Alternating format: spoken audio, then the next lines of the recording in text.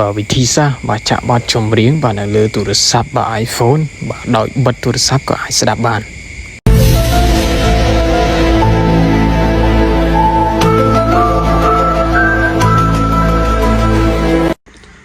សួស្តីបងប្អូនយើងទាំងអស់គ្នាបាទស្វាគមន៍មកកាន់វីដេអូថ្មីទៀតហើយ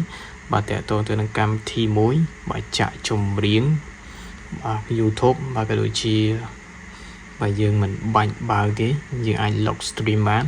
បាទជាមួយនឹងកម្មវិធីបាទមួយនេះបាទនេះបងប្អូនយើងបាទ Pro 2B បាទយើងអាចបាទចាក់ចម្រៀងបានហើយកម្មវិធីមួយនេះបាទយើងបាទអាច download បានបាទជាមួយនឹងបាទ App Store បាទយើងចុចចូល App Store មកបាទនេះ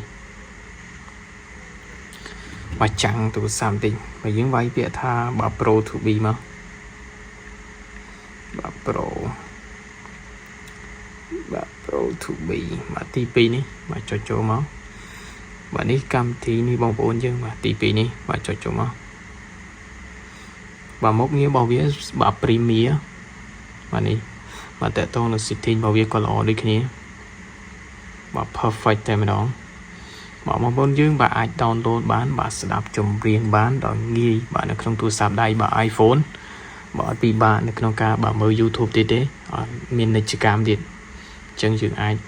បាទ down កម្មវិធីមួយនេះបានបាទងាយស្រួលមែនទែនបាទសម្រាប់នៅក្នុងការទស្សនាបាទឥឡូវយើងចង់តេស្តមើលអូខេបាទចុចចូលមកបាទចុចចូល open ហ្មងទៅលឿន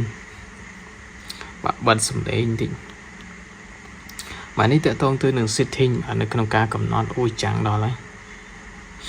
បាទតកតងនឹង quality បាទតកតងទៅនឹង Premium បាទតកតងទៅនឹង Screen គឺយើងអាចកំណត់បាននៅក្នុង setting នេះបាទចុចចូលមក YouTube មកបាទយើងដាក់បទចម្រៀងមកបាទខ្មែរសងក៏បានដែរបាទចុចចូលមកបាទខ្មែរសងបទនេះក៏បានបទណាក៏បានដែរតែបិទសំឡេងណា